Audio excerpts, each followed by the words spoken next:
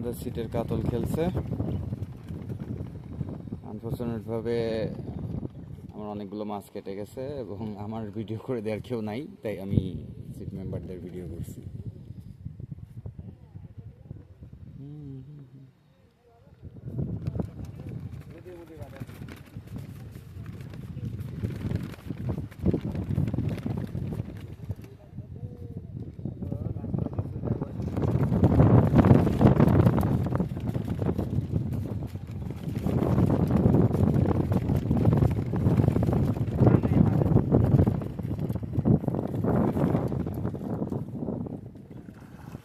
এ গেল, আরে ওইভাবে ছাকনা করে তো মাছ বাড়াই গেছিল কি জন্য ছাকনা থেকে। হ্যাঁ